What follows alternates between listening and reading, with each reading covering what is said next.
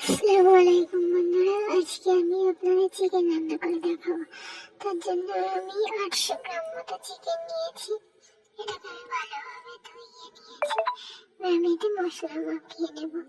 তার জন্য এখানে আমি হলুদ গুঁড়ো দিলাম, শুকনো ঝাল গুঁড়ো, যেটা আমাদের ঘরের ঝাল, ঠিক আছে? এই জন্য কালারটা একটু অন্যরকম। আমাদের চাষ করে ঝাল, সেই ঝাল পেশাই করে এইরকম কালার এসছে, কেনা ঝাল না।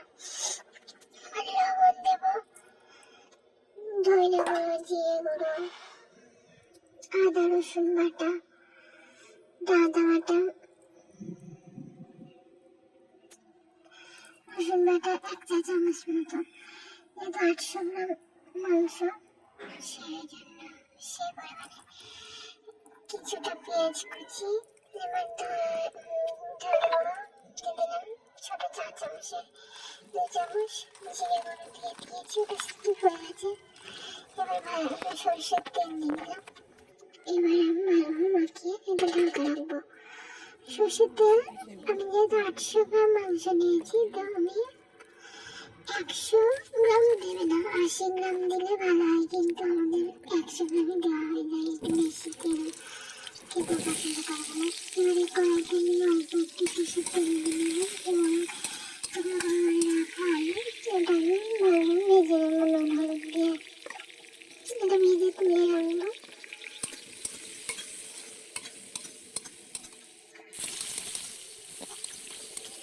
যেহেতু নতুন চ্যানেল খুলেছি, তো কিছু ফটো তুলে একটু বানিয়ে নেবেন। এবার আমি এই তেলে আর একটু তেল দিয়ে দেবো, সর্ষের তেল। পুরোটাই আমি সর্ষের তেলে রান্না করছি। এবার তেলটা একটু গরম হয়ে আসলে এটা আমি ফোড়ন দিয়ে নেব। পেঁয়াজ কুচি একটু ভালোভাবে নেড়ে চেড়ে নেব। পেঁয়াজটা হালকা একটু ভাজা ভাজা হবে।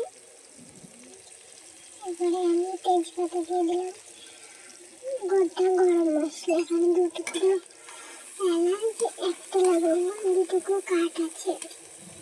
এটা আমি ভালোভাবে ভেজে নেব। পেঁয়াজটা একটু ভালো করে ভাজা হয়ে গেলে লাল লাল করে ওতে আমি আদা রসুন বাটা দেব। তারপরে কাঁচা ঝাল শিলে একটু ফেটে নিয়েছি, সেটা আমি ভালোভাবে নেড়ে চেড়ে মশলাটা একটু কষিয়ে নেব। মশলাটা আমার কষে এসছে। এরপর আমি মাখিয়ে রাখা মাংসটা 10 মিনিট কিংবা আধা ঘন্টা, যেরকম সময় থাকবে হাতে সেরকমভাবে মাখিয়ে ম্যারিনেট করে নেবে। ম্যারিনেটটা ভালো হলে খেতে স্বাদটা বেশি ভালো হয়। এবার আমি যে গামলাটা রেখেছিলাম, বসিয়েছিলাম মাংস, সেইটা একটু ধুয়ে জল দিয়ে দেবো। আমি ভালোভাবে মাংসটা কষিয়ে নেব, একটু ঢাকা দিয়ে কষিয়ে নেব। আমি রান্না করছি, রান্না করে গ্যাসের আলু হয়ে লাগবে, সব রান্না হয়ে যায়। ভাতে বসিয়ে নিই, তারপর একটু খেয়ে নেব।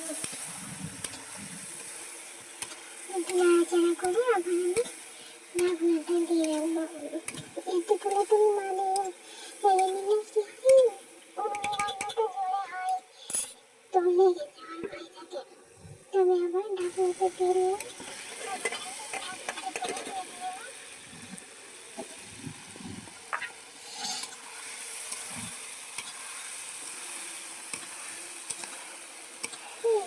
কষানো প্রায় হয়ে এসছে। এবার আমি একটা মশলা, এটা আমি আমার সিক্রেট, এটা হচ্ছে কাঁচা লঙ্কা, পেঁয়াজ আর একটু আদা আর 2 চামচ রসুন একসাথে বেটে এই তেলটা কষা কষা হয়ে এসছে। এই টাইমটা মশলাটা দিয়ে একটু ভালো করে মাখিয়ে নিতে হবে, দিয়ে জল দিয়ে দিতে হবে। এটা এই মশলাটা এরকমভাবে একটু দিলে খুবই ভালো লাগে খেতে।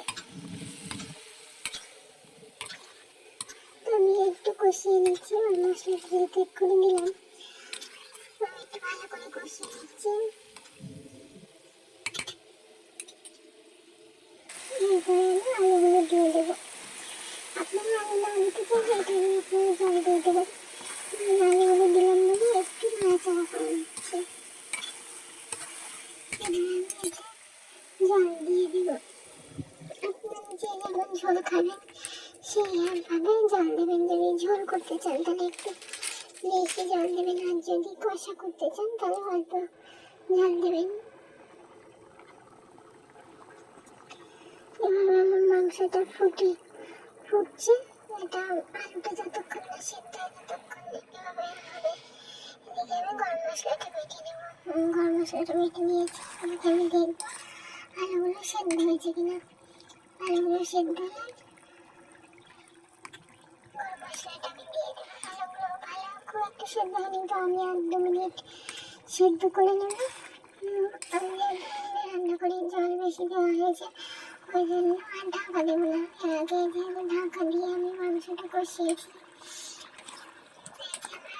সেদ্ধ হয়ে এসছে, এবার আমি গরম মশলাটা দিয়ে দেবো।